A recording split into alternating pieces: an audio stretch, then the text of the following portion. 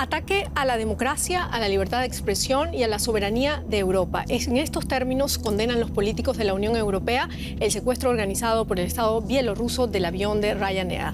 A bordo, el bloguero y opositor Roman Protasevich, detenido tras el aterrizaje forzoso en Minsk. Su vida corre peligro en Bielorrusia. ¿Cómo debe responder la Unión Europea a lo ocurrido y cuál es el papel del presidente ruso en este conflicto? Nuestro tema: Lukashenko ordena un secuestro. ¿Está detrás Putin?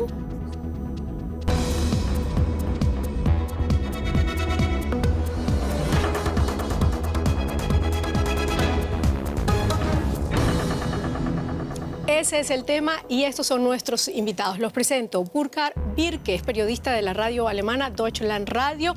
Burkhard piensa que este acto de aparente terrorismo de Estado aísla al régimen de Bielorrusia y aumenta la influencia rusa. Giner Berlekamp es periodista independiente. Giner considera que, con todo respeto, Vladimir Putin tiene otras preocupaciones en este momento como para provocar un enredo internacional en torno a un aliado estratégico de Rusia. Amir Valle, escritor y periodista de DW en español. Amir piensa que la impunidad en las actuaciones de Lukashenko apunta a la existencia de una estrategia conjunta con Rusia de crear en la región un bloque que consolide su poder frente a Europa. Y yo soy Silvia Cabrera. Bienvenidos a una nueva emisión de A Fondo. Gusto saludarlos de nuevo. Comenzamos de inmediato. Burkhard, ¿cómo calificas tú lo sucedido con este avión de Ryanair? Como dije en mi cita, es un aparente acto de terrorismo de Estado, porque es algo que ha pasado únicamente muy raras veces en la historia de la aviación civil. El avión estaba más cerca de Vilnius, de su destino final, en Lituania, que de Minsk. Entonces es aparente, y lo de la bomba parece que todos desmintieron. Jamás, que supuestamente mandó un correo electrónico desde un servidor en Suiza que había una bomba a bordo. Todo es un pretexto estúpido, increíble, que nadie puede creer.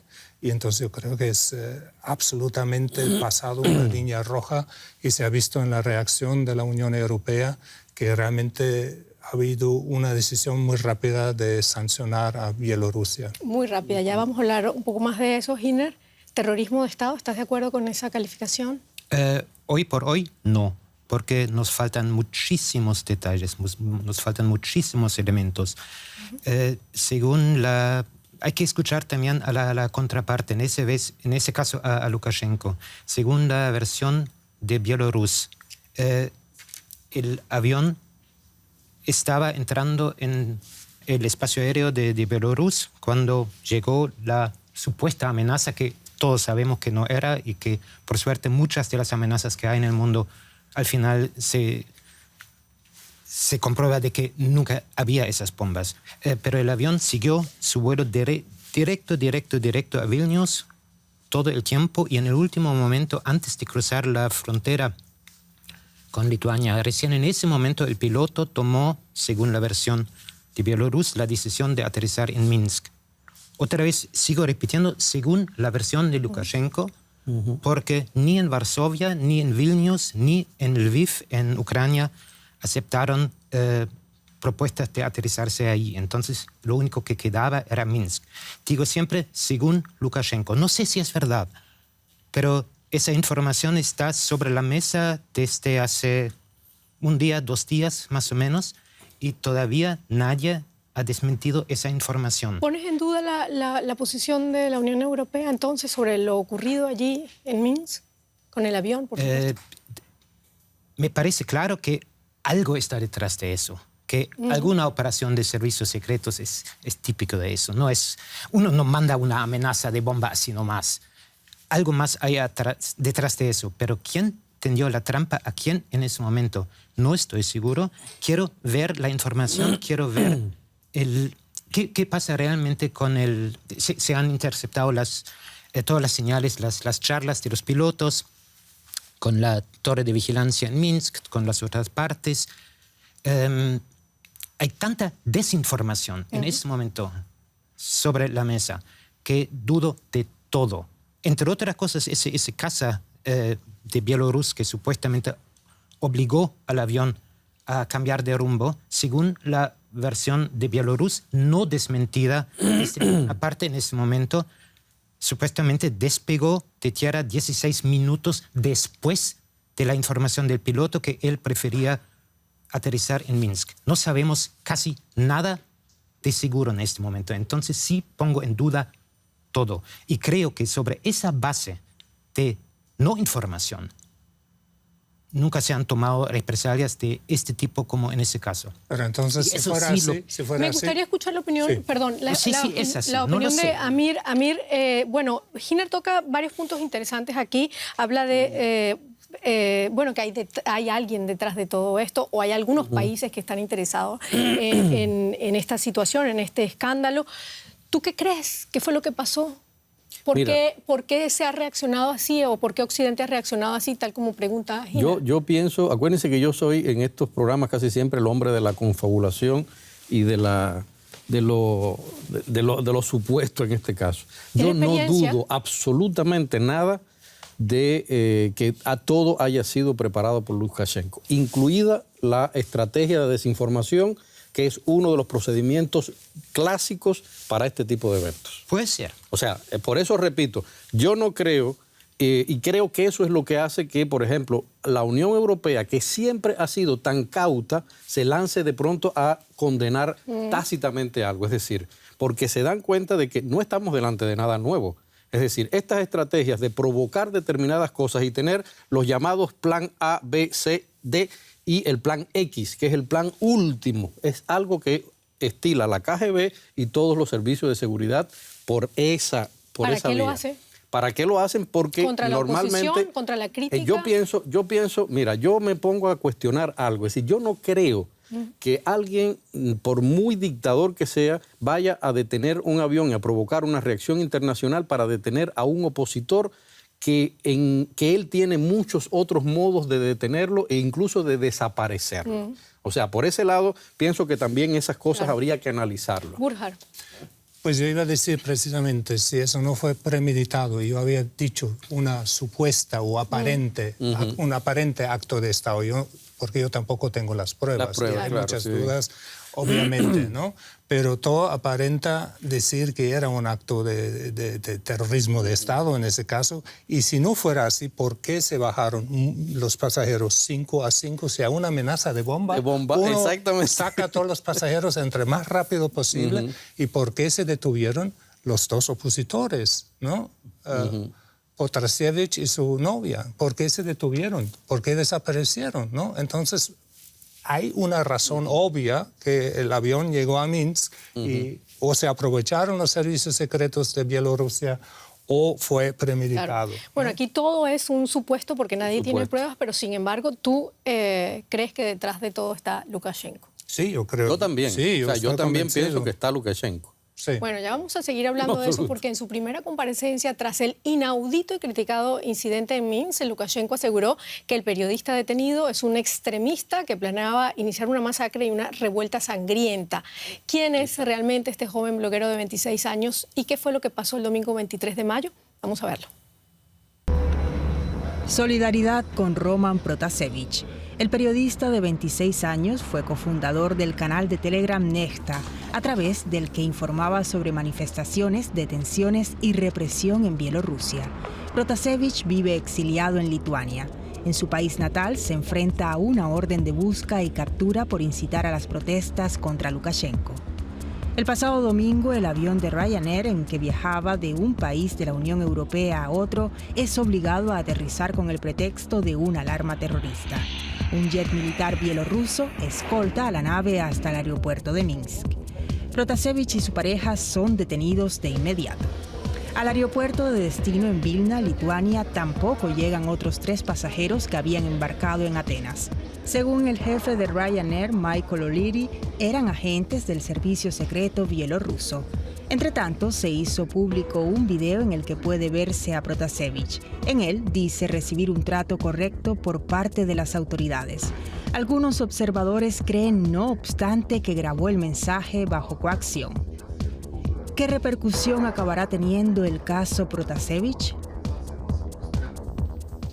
Seguimos hablando, Amir, muchos comentarios mientras veíamos este informe de tu parte y queríamos saber qué opinas. El periodista detenido, dice Lukashenko, era terrorista y por eso se detuvo. Además hay ese video donde él dice que sí, que es verdad, que cometió algunos delitos. ¿Qué opinas? Sí. Mira, estábamos diciendo de que es de libro. Es decir, los que hemos vivido en Cuba, en Venezuela, en estos países hemos visto ese mismo procedimiento montones de veces.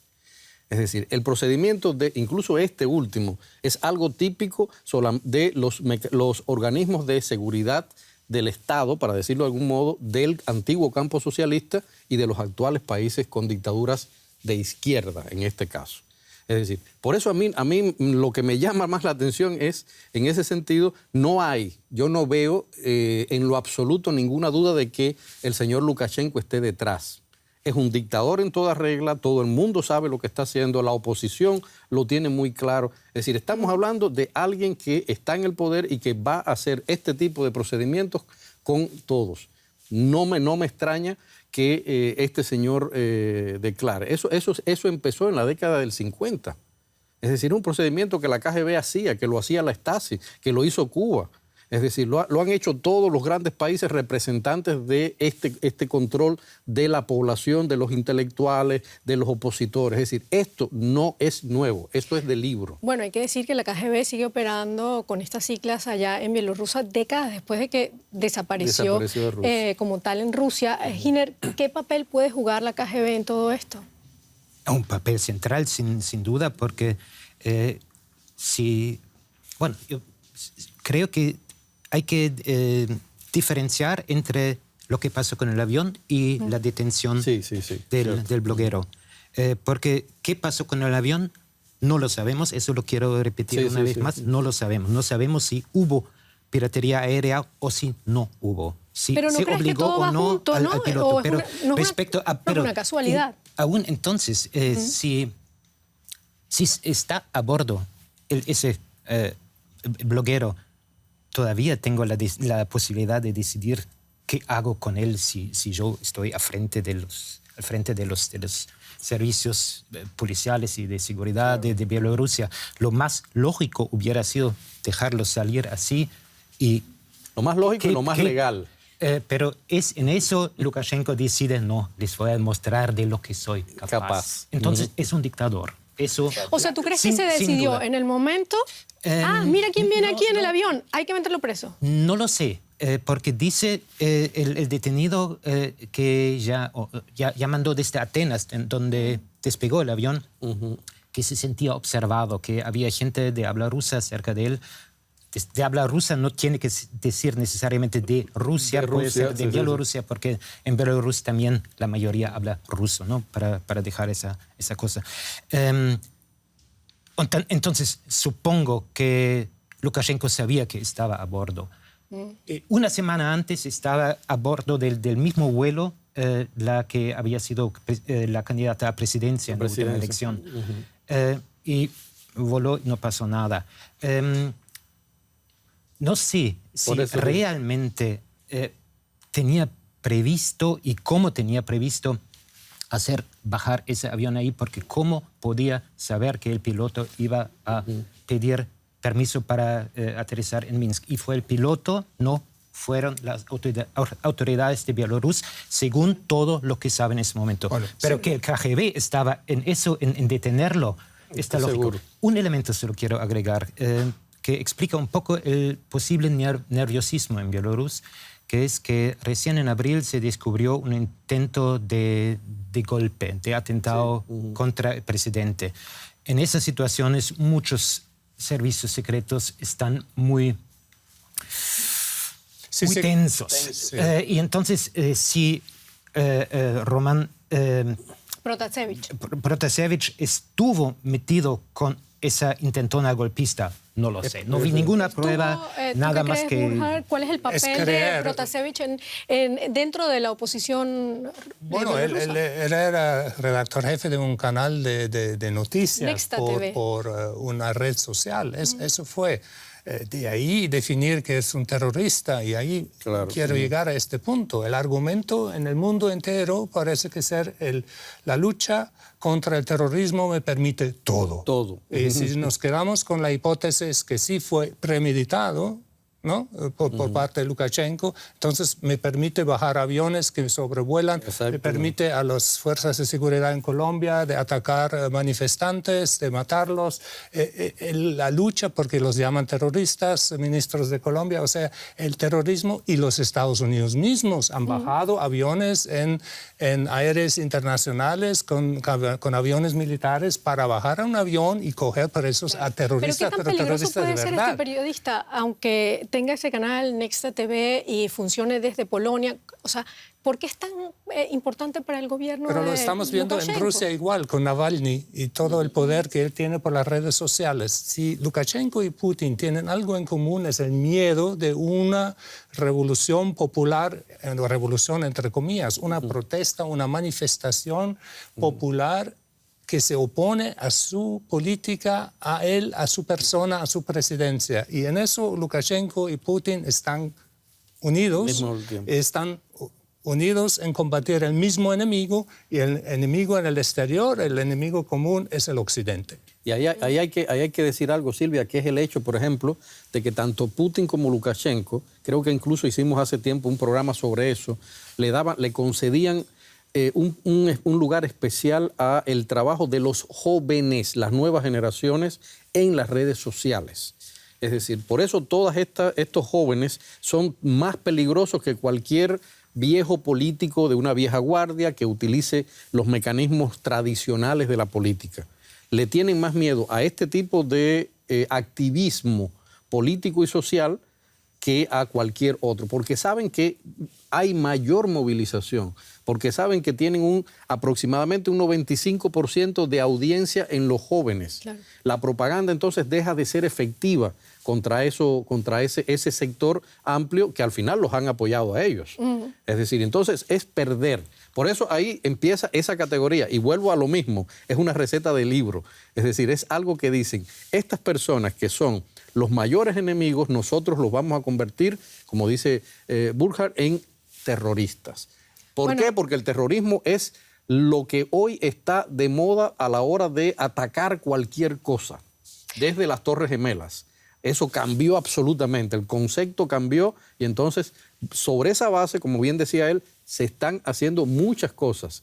Yo, lo digo como refugiado político en Alemania, si no se para ese tipo de cosas, hasta a mí me da miedo montarme en un avión. Porque si ese avión pasa sobre territorio nacional cubano y el Estado cubano decide bajarlo y llevarme a mí, ¿qué pasa? No soy tan importante como para eso, ¿no? Por supuesto. No des ideas, por favor. No, pero es lo que digo. O sea, pero claro, cuando digo eso lo estoy diciendo sobre la base de este señor. Tenía un refugio. Es decir, no era cualquier ciudadano. Por eso es tan importante la reacción internacional, ¿no? De no permitir eso, porque ya se han cruzado muchas fronteras de parte de Putin y de Lukashenko. Vamos a ver ahorita las reacciones internacionales también, pero, Giner, de este lado de la mesa está clarísimo que se trata de terrorismo de Estado y que es una maniobra de Lukashenko para aplacar toda disidencia, toda voz contraria a su gobierno. Mi pregunta es, Petrasevich estaba en Polonia, es un asilado allí en Polonia. Su canal, que es Nexta TV, funciona desde Lituania. Su ex canal, se fue de ahí. Se fue ya de ahí. Bueno, pero funcionaba allí y funciona allí. ¿Qué intereses tienen estos dos países contra Bielorrusia? ¿Reciben el periodista recibe el apoyo de estos dos países? Bueno, recibe apoyo de muchas partes, o la oposición anti-Lukashenko recibe apoyos muy merecidos de todas partes.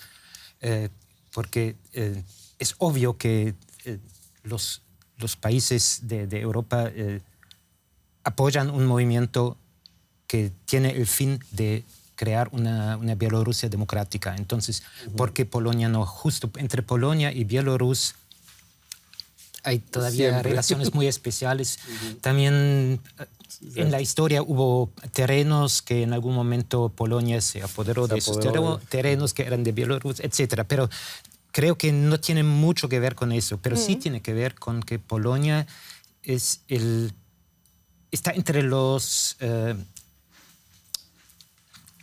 no quiero usar la palabra enemigo, entre los opositores más fuertes de Rusia en este momento en Europa, y Lukashenko, por supuesto, es el aliado más cercano de Rusia. Entonces, también ahí el principio de que el enemigo de mi enemigo es mi amigo, etcétera, etcétera. Entran cosas por ahí. ¿No hay democracia en Bielorrusia? Bielorrusia no es una democracia de ninguna forma. Entonces, ¿por qué le podemos dar... ¿puedes creer que Lukashenko no se ha inventado todo esto? Puede ser que lo ha inventado todo, pero hay tantas cosas que no están claras. El avión estaba a, no sé, 5 minutos de salir del espacio aéreo de Bielorrusia. Nada hubiera pasado, nadie ni se hubiera enterrado. Sí, una pequeña noticia, hubo alguna bomba, pero no fue. Eso desaparece entre las noticias del mundo. Bueno, la Unión Europea ha vuelto a cerrar filas y demanda la liberación del periodista Roman Protasevich. También organizaciones como la ONU y la OTAN han mostrado indignación por su detención y Estados Unidos no descarta sanciones contra Bielorrusia. Lo cierto es que el hecho está teniendo serias consecuencias para el régimen de Lukashenko. Roman Protasevich debe ser liberado de inmediato. Las explicaciones para el aterrizaje forzado no son plausibles. Y lo mismo para su compañera Sofía Sapega. Exigimos su puesta en libertad. Habrá una respuesta contundente porque es un comportamiento increíble. Lukashenko y su régimen deben entender que esto tendrá serias consecuencias. Bueno, para muchos Bruselas ha vivido durante décadas ignorando que en Bielorrusia no hay una democracia, que en Bielorrusia es una dictadura al estilo de Corea del Norte. ¿Por qué esa reacción ahora? No tanto, por favor. En Bielorrusia sí hubo unas elecciones el año pasado, elecciones fraudulentas, todo bien, pero quisiera tener tantas libertades como sí siguen existiendo en Bielorrusia en Corea del Norte. Creo que esa comparación no. Es un poco exagerada. Okay, está bueno, bien. Lo acepto. Pero, ¿por qué crees que está reaccionando de esa manera tan fuerte ahora Europa si hasta hace poco tenía más bien una posición muy blanda con Bielorrusia? Y no habían cambiado las cosas porque este hombre tiene más de 20 años en el poder. Bueno, había sanciones desde hace mucho rato, las quieren reforzar ahora. Pero bueno, sanciones. O sea, sanciones de las armas. Venderle armas a un país que sabe que la puede comprar en otro lado.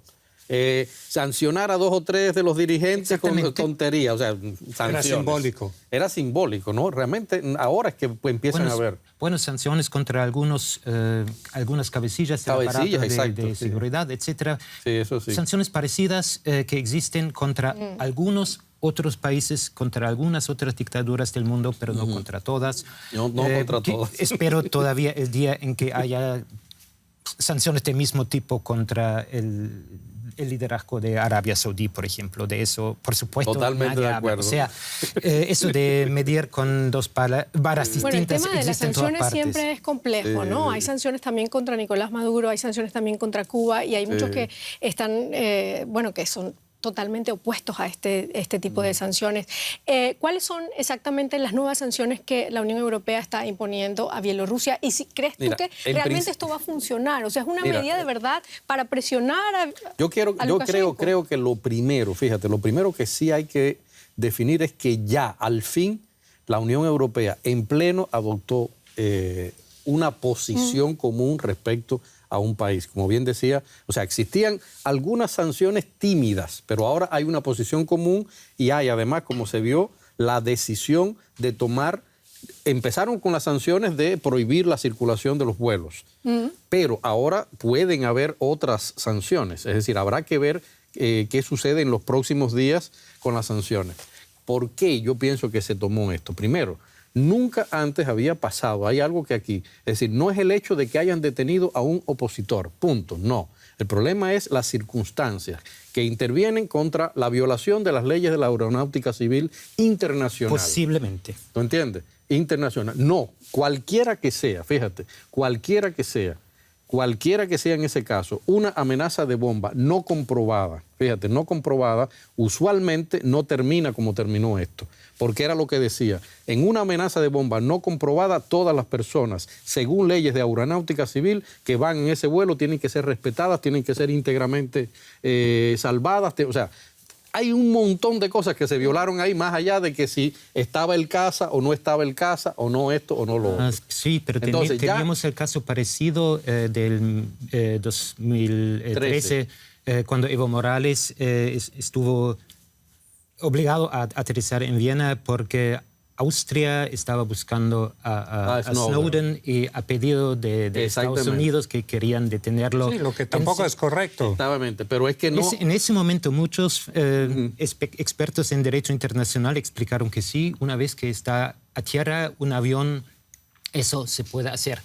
Lo dudo. No, es que es dudable. Pero hay muchos expertos que explicaron pero eso fíjate, en ese ahí momento. se viola esa ley, las leyes de aeronáutica civil internacional. Segundo, se violan las leyes de refugio internacional. Es decir, no, aunque tú estés en un país, esa persona estaba en un vuelo de una entidad de un país externo, no perteneciente a este, con permiso de volar por encima del país y encima de eso, además, un ciudadano que tenía una condición de refugiado ante Naciones Unidas.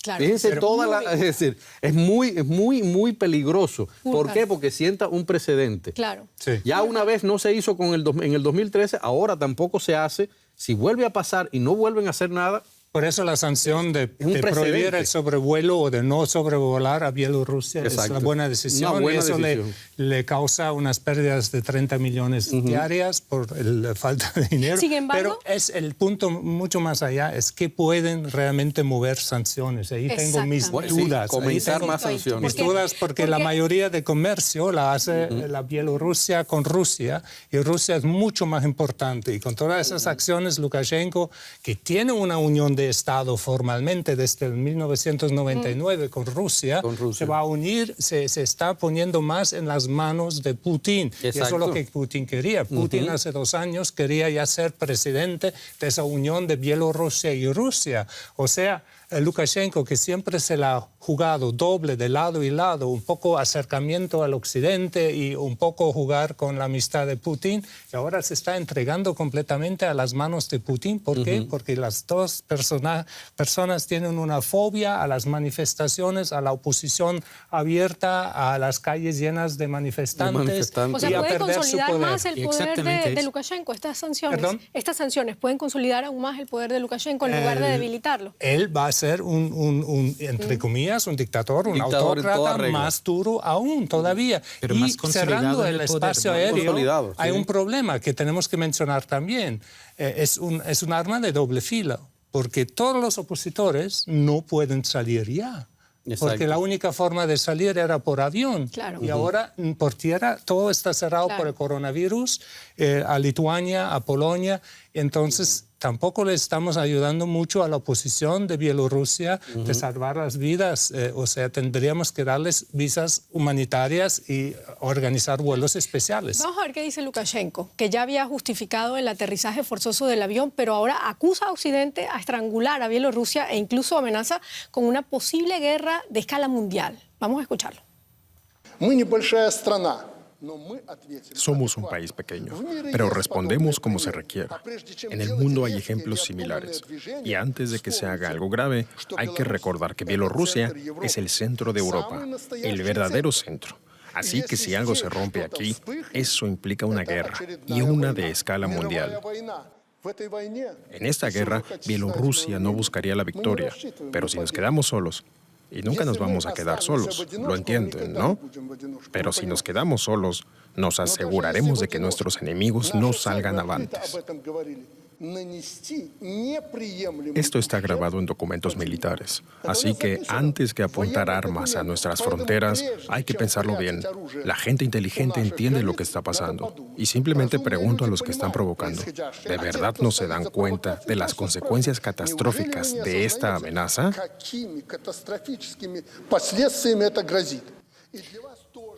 Bueno, son terribles las palabras de Lukashenko y dan miedo, ¿no? Guerra de escala mundial. ¿Qué significa eso? O sea, ¿cómo lo entendemos?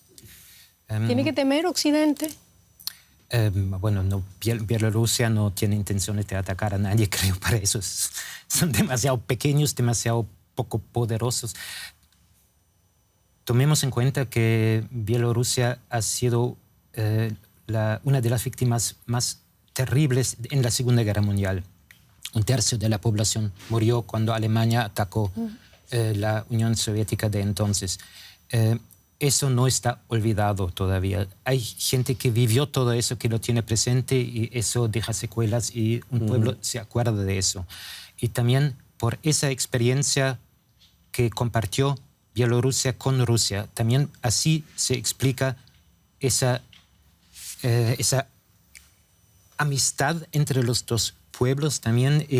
La gente que habla ruso y igual que en el país vecino, ve los canales de televisión de ahí. Hay una unión por ahí que existe, que siempre existió, que surgiera un Estado de Bielorrusia hace 30 años fue un... Hay gente que apoya... Producto del azar histórico. O sea, así hay que tomar eso en cuenta. Es decir, que sí hay gente que lo apoya. Por supuesto. Sí, claro. Por supuesto. Muchísimo. Claro, sí. Y a varias razones. Una es que Bielorrusia fue el único país de la antigua Unión Soviética que se negó a las reformas que se hacían en todas otras partes. Todavía el 75-80% de la industria está en manos del Estado, que tiene el efecto que nunca vivió las crisis que tuvo Rusia bajo Yeltsin, que nunca surgió una capa de oligarcas como en Rusia, como en Ucrania. Claro. Tiene un sistema social, sistema de salud, de educación, etcétera, mucho mejor que en otras partes y tiene unos niveles de desigualdad también muy bajos, sí.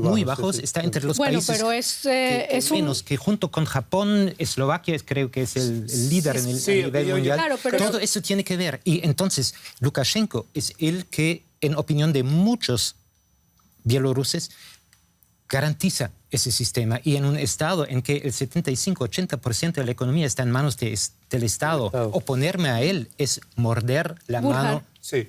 Estoy muy de acuerdo que hay que distinguir, por ejemplo, entre Ucrania, que también es en la esfera de poder de Putin, y Bielorrusia. Bielorrusia es un caso diferente, es mucho más cerca, está mucho más unida, como hablé de la Unión, y en cambio Ucrania quiere democratizarse aún más y unirse al Occidente.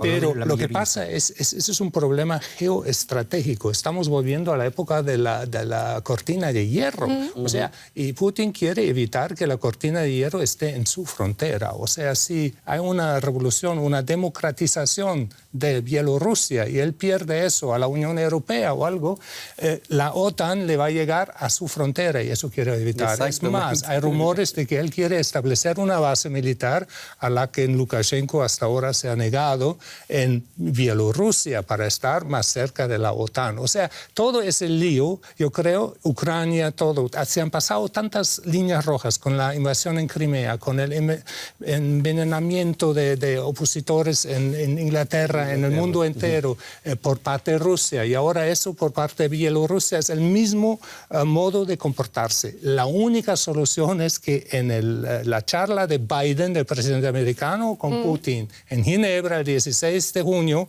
se hable claro, ¿no? Y que el Biden le ponga los límites, ¿no? Y Putin para Putin es un gran éxito. Él se encuentra con Biden a la par, porque hasta ahora fue un poco, ¿no?, mirado por encima, y él tiene un problema interno con la problemática de la economía que no va. Entonces él distrae con conflictos exteriores, mezclándose en mundo y Raimundo, en Siria, en todas partes, para mostrar que somos potencia. Pero antes de ir al informe, ya va, Amir, quería preguntarte, ¿tú crees que realmente Occidente le ponga punto final a esta situación con Lukashenko, le hable claro, por ejemplo, a Putin, como dice él, que es necesario que pase en esta nueva cumbre? Y lo pregunto porque, por ejemplo, en una entrevista con el diario El País, el alto representante de la Unión Europea, Josep Borrell, dijo: Lukashenko es como Maduro. No lo reconocemos, pero hay que tratarle. Sí, ese es el gran problema. O sea, es necesario, Silvia. O sea, todo el mundo entiende que es necesario. Pero de ahí a que lo hagan es otra cosa. Por eso lo que dice Burkhardt me parece interesante. Hay que ver qué sale de las conversaciones entre los dos cabezones de Rusia y Estados Unidos en ese momento. Ya después se verá. Lo que a mí me parece muy interesante, que vuelvo a repetirlo, es que por primera vez en muchos años la Unión Europea toma una posición, ¿no?, y reacciona, tiene sangre. Es decir, demuestra que tiene sangre. Pero tiene sangre, ¿saben por qué? Como decimos nosotros en América Latina, porque le han pisado el callo, es decir, porque le han pisado su pie. Claro, y bueno, esa es la única manera que reaccione, por ejemplo, la Unión Europea con respecto a muchos temas. Venezuela, uno, por ejemplo. Cuba. Pero tras las elecciones presidenciales del 2020 en Bielorrusia, consideradas por muchos como fraudulentas, como hemos dicho acá, se han desatado fuertes protestas en ese país que han sido reprimidas violentamente por las autoridades. Lukashenko ya lo advirtió, dijo que cualquiera que se involucre en una protesta de la oposición en Bielorrusia será tratado como terrorista. Terrorista. Está considerado el último dictador de Europa. Desde hace 30 años, el presidente bielorruso Alexander Lukashenko gobierna la exrepública soviética con mano de hierro y con la bendición del presidente ruso Vladimir Putin. Las protestas contra el régimen de Lukashenko, contra la corrupción y la dependencia de Rusia son sofocadas de raíz, como sucedió el año pasado. Durante meses en Minsk y otras ciudades del país, decenas de miles de personas protestan pacíficamente en las calles. Denuncian el fraude electoral a gran escala en las elecciones presidenciales de agosto de 2020. A los políticos opositores no se les permitió concurrir a los comicios o fueron detenidos previamente. Y el régimen carga contra los manifestantes con creciente violencia. Más de 30.000 personas son arrestadas, muchas reportan torturas y trato vejatorio. Los líderes de la oposición salen al exilio, como la defensora de los derechos civiles Svetlana Tikhanovskaya. Ella fue candidata presidencial tras la detención de su marido y continúa desde Lituania su lucha política. ¿Qué posibilidades tiene la oposición en Bielorrusia? Bueno, esa es una gran pregunta porque, como dijimos, la líder Svetlana Tikhanovskaya, que está exiliada, por cierto, en Lituania, ha llamado a nuevas manifestaciones de calle allí en Bielorrusia contra todo lo que ocurrió con el avión y el periodista. ¿Qué tan fuerte está la oposición allí? Es fuerte, pero la represión es más fuerte. Y hasta que las fuerzas de seguridad no cambien de lado, yo creo que no hay nada que hacer. Es muy frustrante, pero así lo veo. ¿Está detrás de todo esto también Rusia, Vladimir Putin, en esta represión? Creo que ahorita Burkhardt dio la clave de esto. Es decir, acuérdense que hace 5 años Putin estableció una especie de plan de intentar, vamos a decir, convencer a algunos antiguos miembros de la Unión Soviética de que, aunque el bloque estaba separado, había que operar de nuevo en bloque.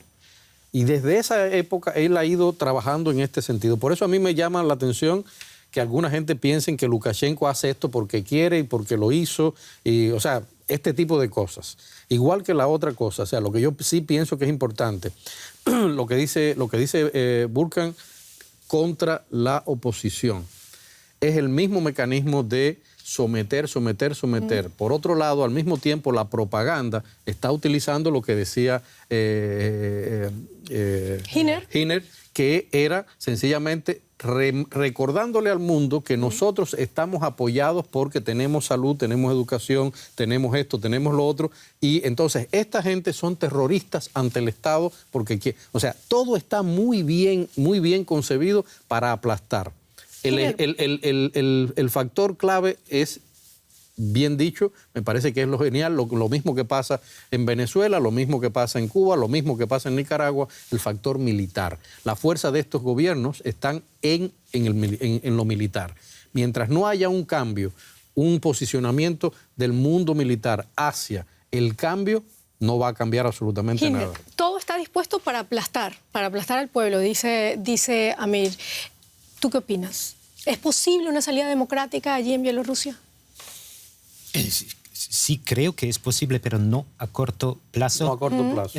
Quizás ni a mediano. Es un proceso largo, pero me parece que para eso hay que aprovechar los canales que hay para influir en eso, y con lo que está haciendo la Unión Europea en este momento de poner sanciones sobre fundamentos nada claros, es totalmente contraproducente, me parece.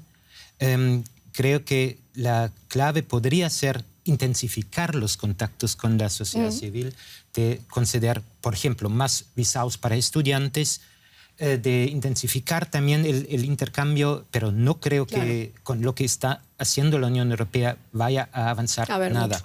Hay que sentarse a negociar también con Putin. ¿Cómo? ¿Hay que negociar también con Putin, en este caso de Bielorrusia?